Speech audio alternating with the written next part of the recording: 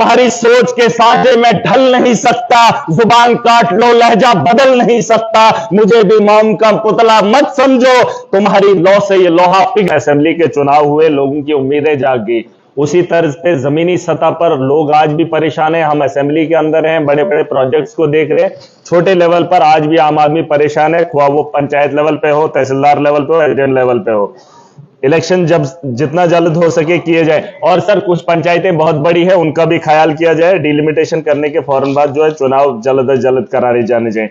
Sir agriculture, animal, sheep, horticulture को लेकर बहुत सारे लोगों ने बातें की। कश्मीर के अंदर हॉर्टिकल्चर है, एग्रीकल्चर है, यहां पर भी बहुत अच्छा स्कोप है, लेकिन चिनाब वैली के अंदर मैं सर बताना चाहूंगा खुद से ही लोग कर रहे हैं ना, वहां किसी भी एक डिपार्टमेंट का कोई फायदा है हमें, क्योंकि ना मैंने हॉर्टिकल्चर में कोई बदलाव देखा। जो पेड़ बुजुर्गों ने लगाया था उसी पेड़ के तर्ज पे आगे भी पेड़ लगे हैं, कोई नई टेक्नोलॉजी लेकर नहीं आए। जो पुराने माल मवेशी थे वही माल मवेशी आज भी डोरे, जो 1 किलो दूध देता था उसके साथ पूरा साल लगा रहा है, पूरा अपना वक्त गुजार रहा है। इन लोगों ने कोई भी उसमें रिफॉर्म नहीं लाया। सर शीप वही पुराने ही हैं, भेड़ बकरियां वही पुराने तर्ज के हैं, नया कुछ भी नहीं। मैं चाहता हूं वहां से डिपार्टमेंट उठाकर लाए जाए, जहां पर इनको लगता है कि काम हो रहा है उन्हीं इलाकों में इन्हें दर्ज करवाया जाए, हमारे यहां जरूरत नहीं। सर एक चीज मैं बताना चाहूंगा हॉर्टिकल्चर एग्रीकल्चर के रिलेटेड, हमारे यहां मक्खियों को आज भी बोया जाता है, जमीनों की जमीनें वहां पर लगाने का काम करते हैं। सर न मक्की पकाने वाला है कोई,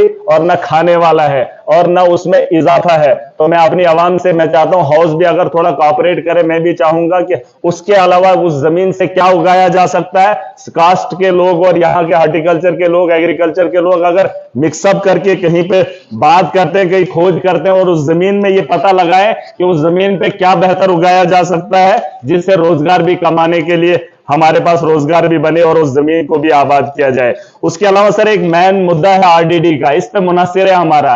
4 जो हमने बताए उस पे हमारे को कोई फायदा नहीं, लेकिन आरडीडी का डिपार्टमेंट है जिससे हमारे लोगों को उम्मीद रहती है।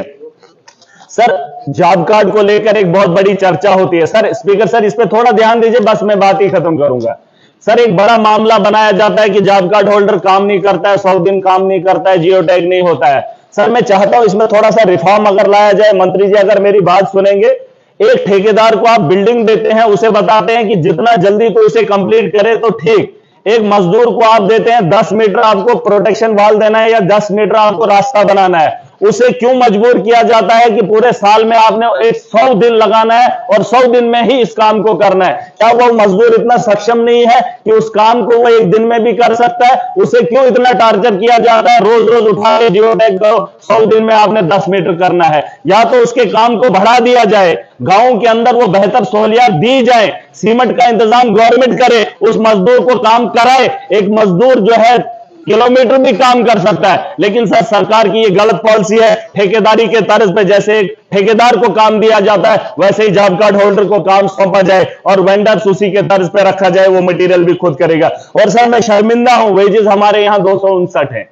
मैं देख रहा था कर्नाटका के अंदर 349 है, हरियाणा के अंदर 374 है, आंध्रा के अंदर 300 है, गोवा में 356 है, केरला में 344 है। तो मेरे जम्मू कश्मीर के अंदर खास करके मैं जब अपने इलाकों को देखता हूं जो रोजगार पे मुनस्सिर है, आज आम मजदूर भी किसी घर का काम करता है 600 रुपया लेता है, तो वेजेस को बढ़ाया जाना चाहिए ताकि हमारे लोगों को रोजगार मिले। और सर एक मेन इसमें एक मेरी एक तजवीज है, मैं चाहता हूं कि मनरेगा एक जॉब कार्ड की स्कीम देता है हर उस जवान को, हर उस बेरोजगार को जिसकी उम्र 18 साल है। सर हमारे पास नौजवान है, पीएचडी करके हैं, एमए करके हैं, एमफिल करके हैं। मैं एक छोटा सा सुझाव देना चाहता हूं, वो ऐसे भी घर में पड़ा है, नशा ले रहा है, ना वो घर का काम कर पा रहा है, ना जमींदारी कर पा रहा है। मैं चाहता हूं सरकार को एक सुझाव है, डिपार्टमेंट्स के अंदर पोस्टें खाली हैं, अगर उसी पैसे से उस नौजवान को यह कहा जाए जो उसके अहल है, आप उससे जबरदस्ती गाय या माल मवेशी का काम मत करवाइए, जिसके एजुकेशन जिसने हासिल किया, अपना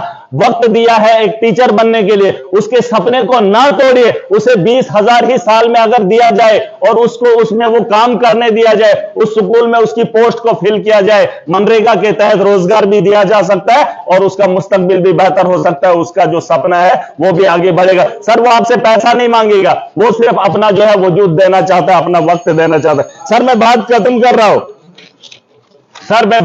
कर रहा हूं, मैं चाहता हूं सर एक बात, मटेरियल में बहुत बड़ी धांधली हुई, सबने कहा मटेरियल कहा दे दो, लेकिन जो मटेरियल लेने वाला है उस काम से दूर दूर का रास्ता नहीं रहा है। आप 2005-6 से उठाकर देख लीजिए, जिन लोगों ने भी मटेरियल का बिल निकाला है वो माफ किया है, जिन लोगों ने मटेरियल दिया है उसको बेचारे को आज तक नहीं पता है। मैं इस हाउस से आज एक उम्मीद करना चाहता हूं, मैंने मंत्री साहब से बात की है, इस बार मेरी कॉन्स्टिट्यूंसी के अंदर जिन लोगों ने मटेरियल डाला है, अगर उस आदमी को मटेरियल नहीं मिला तो बड़े पैमाने पे आगे बहुत बड़ा रेवोल्यूशन देखेंगे। मैं सर बात खत्म कर रहा हूं। इस शहर के साथ तुम्हारी सोच के साथे में ढल नहीं सकता, जुबान काट लो लहजा बदल नहीं सकता, मुझे भी मोम का पुतला मत समझो, तुम्हारी लौ से ये लोहा पिघल नहीं सकता। मैं उम्मीद करता हूं जो हाउस के अंदर बात करता हूं उस पर तवज्जो दी जाए। Thank you.